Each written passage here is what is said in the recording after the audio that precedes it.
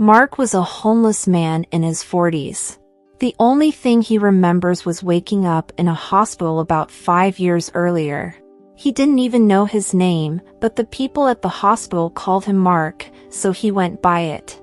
In the hospital, he was told he was found barely alive on the side of the road. It seemed he was flung out of a car that ended up crashing and burning at the bottom of a cliff, and every other person in the vehicle died but him. The other people in the vehicle were all men, and there was no further explanation to their connection. The doctors knew that the accident had led to him suffering from amnesia, but they thought it was temporary and he would regain his memories with time. They couldn't trace his family as he had no ID on him, so when he was healthy enough to be released, they let him go with the hope that he would head back home. But Mark didn't go home, as he didn't know where that was. The first day he was released, he sat at the bus station for hours with no idea of where to go. When the last bus came, he went on in and got off at the last stop. That was where he met Josh, who found him roaming the streets. Josh had asked him if he needed a place to sleep, and when Mark responded that he did, he took him to a hub of homeless people not far from the bus station. Mark was surprised to see several tents in one place and was glad at how welcoming the people were. He was asked questions, but he didn't have answers to them, but that didn't stop them from giving him a place to sleep. As time went by, he became accustomed to the ways of the living like a homeless person. Josh showed him how to get the basic needs he required, and he was content with how his life went. But there was always something nagging at the back of his mind. He needed to know what his life was like before the accident. But it didn't come back to him. There was one thing Mark remembered. It was a song. He didn't remember where he heard it, but it always brought him comfort whenever he sang it. He had sung the song every night since he got to the homeless hub, and soon he was known as Mark the Singer. On nights when they needed to be entertained, they called him to sing, but he sang only that song and they soon grew tired of hearing it. One day, Mark and Josh were scavenging for food, and they stumbled upon a place where loud music was being played. Mark stopped to listen, and soon he was singing along. The lyrics came from his memory, and he was excited to remember something from his past.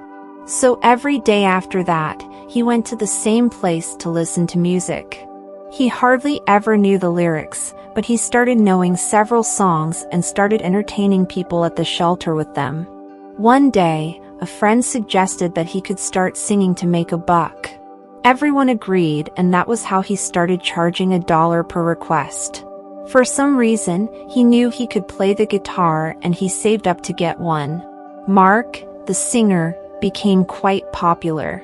He always sat on sidewalks with a cardboard on his neck that read, "Make your song request and I'll grant your wishes for $1." It seemed like Mark was comfortable with his new life, but there was still that question about his past. Just on the other side of the country, a couple was planning their wedding. Brian and Maggie had gone above and beyond to ensure their wedding was perfect. They had delayed the wedding ceremony for years to have their fairy tale wedding. They got designer outfits and even planned a destination wedding as it was all part of their dream. But as the wedding day came closer, Maggie started feeling sad. As a girl, she had dreamed of her dad walking her down the aisle, but her dad was not around, so she couldn't spend a significant moment with him.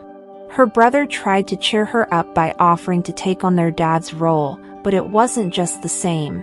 Just 2 days before the wedding, they flew to the destination of their wedding to set everything up. But that night before the wedding, they got a message from the band that was supposed to play that their flight had been delayed and they wouldn't be able to make it in time for their wedding. Maggie couldn't believe it. Her perfect wedding would be ruined if they didn't get someone to sing. Her friends suggested getting a DJ, but none was available. Someone then suggested compiling a playlist of wedding-themed songs on their phone and connecting it to the speakers. Maggie broke down in tears at the thought of it, but she agreed anyway as there was no other option left. After the music issue was resolved, the groom and his friends went to the town for the bachelor's eve. On their way, they heard a homeless man sing to a group of people. His voice was so sonorous, and a thought popped into the groom's head. He walked up to the man and asked him to sing a wedding song. After giving the man $1, the man's voice filled the air. Brian, the groom, then asked Mark if he would like to sing at the real wedding the next day, and the homeless man agreed. The next day, the groomsmen went to pick up the homeless man Mark from his usual spot. He had tried to dress up nicely, but his clothes were old and dirty. The groomsmen knew he wouldn't have something nice to wear, so they got him an outfit. His unkempt beard and long hair still made him look a bit haggard, but he looked better. They told him to come on stage to sing when it was time for the bride and groom to dance. Before the wedding reception, the groom had informed his bride that he had a surprise for her, but she couldn't think of what it was. When it was time for their first dance, she saw a man with a guitar go on stage. Maggie and some of the guests were not sure about his appearance. In fact, they were a bit shocked and wondered who this chubby-looking man was. But before Maggie could get upset once again, the man opened his mouth and began to sing. His voice was incredible. Maggie was so surprised and happy. Brian was pleased as well. Maggie kept asking where Brian had found him, but he didn't give her an answer. He just said, "Don't worry, my love, let's enjoy our wedding party." After Mark sang the first song, the people requested more. The first song that came to his mind was the song he remembered from his past. The only song he initially sang at the shelter. When he took the microphone and began to sing, the bride suddenly stopped dancing. She looked at the homeless man closely and said, "Dad?" She had asked because her dad had composed the song for her. They had both sung it a lot when she was younger. Everyone in the wedding hall was confused, but she moved closer and a glint of recognition showed in her eyes. She rushed to hug him and burst into tears. Her mother and brother also walked up to the stage to confirm what she had said. When they found out it was true, they also hugged him. Mark was confused, but as they hugged him, he began seeing pictures of their faces in his memory, especially that of his wife.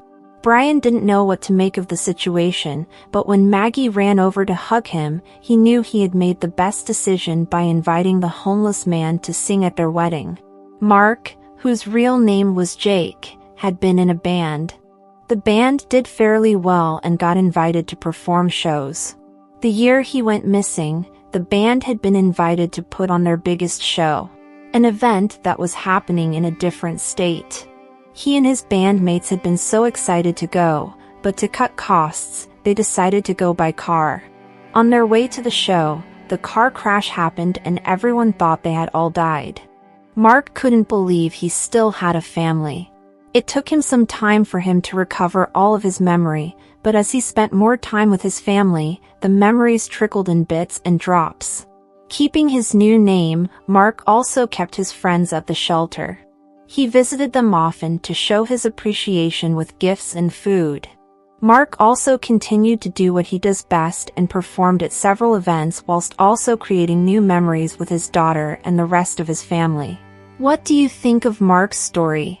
Thank you for watching this video. And if you enjoyed this story, don't forget to like and subscribe for more.